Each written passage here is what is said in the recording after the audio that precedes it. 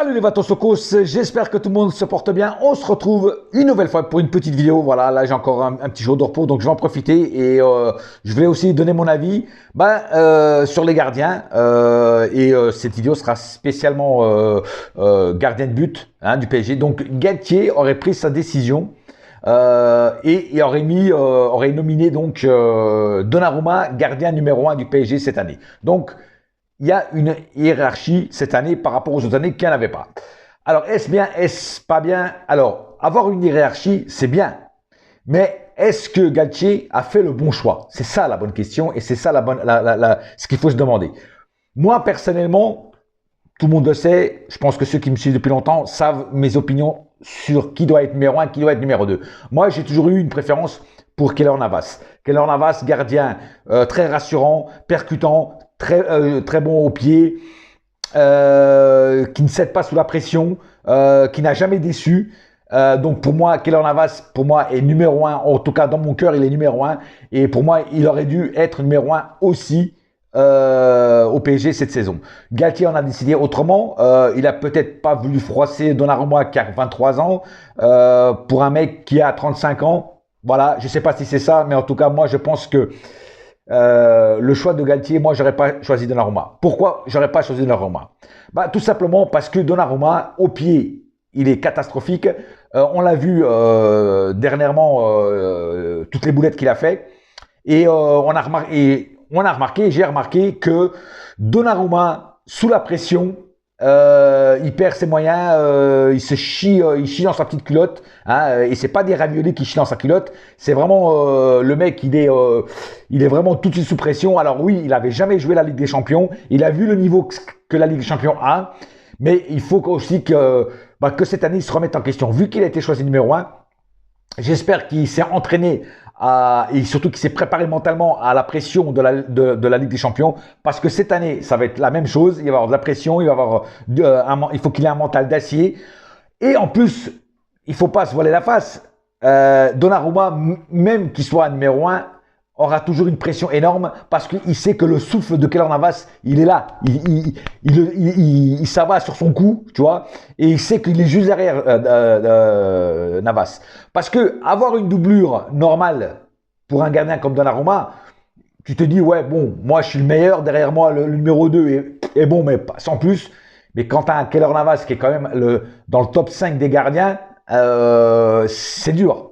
Il sait que la moindre petite boulette peut le faire éjecter, un siège éjectable, et Navas reprend sa place. Voilà, donc je pense qu'il y aura une grosse pression. Est-ce que Donnarumma va réussir à maintenir cette pression sous contrôle, évidemment? Ça, c'est une autre question. Moi, franchement, ça me fait peur. Parce que moi, j'ai vu le Donnarumma depuis le match contre le Real. Il s'est complètement écroulé mentalement. Il fait que des conneries, même avec la sélection italienne. Au contraire de Navas, qui est toujours solide, qui est toujours fort sur ses appuis, et puis voilà, qui est toujours impeccable, qui est toujours... Moi, Navas, il m'a jamais déçu. Il m'a jamais déçu. Même sur les pénaltys, le mec, il va t'arrêter les pénaltys, quoi. C'est un truc de malade. Non, moi, je suis toujours rassuré quand c'est Navas qui est dans les buts, et quand c'est Donnarumma, je suis moins rassuré. Je suis désolé pour les fans de Donnarumma, mais pour l'instant, Donnarumma ne me rassure pas du tout. Voilà. Et moi, j'aurais préféré que ce soit Navas numéro 1. Après, Galtier, il a dit aussi que si le gardien numéro 1 ne donne pas satisfaction, le numéro 2 prend la place du numéro 1. Donc, c'est pour ça que Donnarumma, il va être sous pression. Il sait que le souffle de Navas est juste derrière lui. Voilà. Donc, on va voir ce que ça donne. Pour moi, Galtier a fait un mauvais choix. Après, c'est son choix. Il doit l'assumer, il va l'assumer. S'il se plante, il le dira. Je pense qu'il le dira. Il a toujours été honnête là-dessus. Il dira qu'il s'est trompé. Ou tout du moins, il va admettre qu'il va mettre Navas numéro 1. On verra ce que ça donne. Peut-être qu'entre-temps, Donnarumma s'est remis en question, s'est préparé mentalement, physiquement, tout ça, mais surtout mentalement. Et surtout qu'il s'est entraîné à sortir les ballons au pied, parce que c'est surtout là son point faible. Donc on verra ce que ça donne cette année.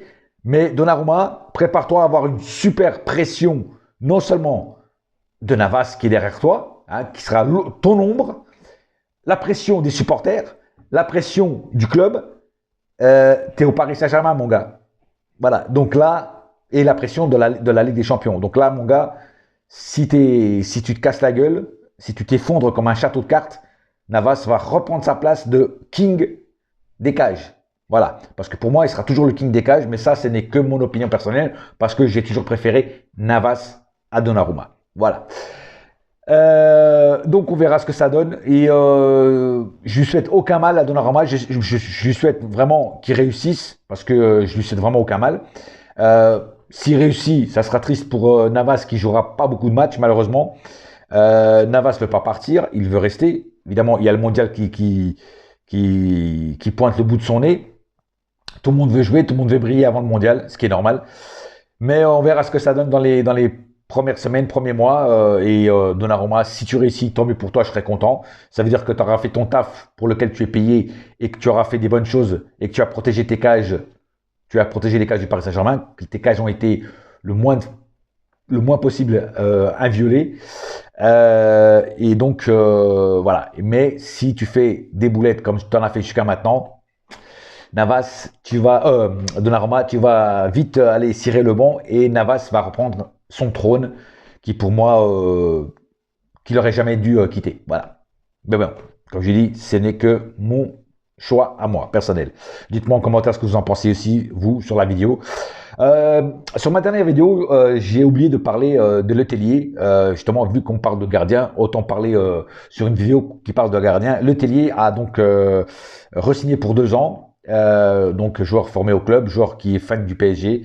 Je suis très content pour Letellier, même si il sait qu'il va pas jouer souvent, pratiquement même jamais. Peut-être même qu'il va jouer que 20 minutes à la fin de la saison, comme il a fait la saison dernière. Mais c'est toujours bon d'avoir ce troisième gardien parce qu'on ne sait jamais ce qui peut arriver.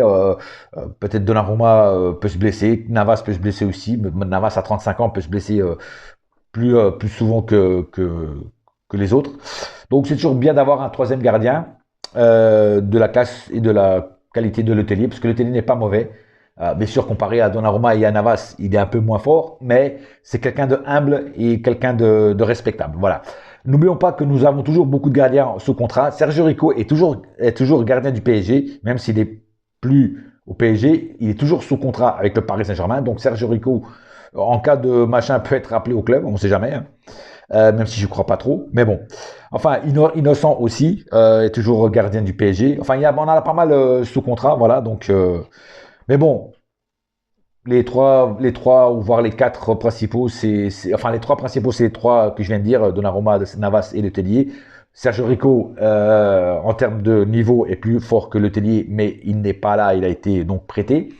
Donc on va voir ce que ça donne cette année, mais moi, en sachant que c'est Donnarumma numéro 1, je suis pas rassuré. Je vous dis franchement, je suis pas du tout rassuré sur ce que va faire Donnarumma. Voilà. Parce que sous la pression, en Ligue 1, je pense qu'il va le faire.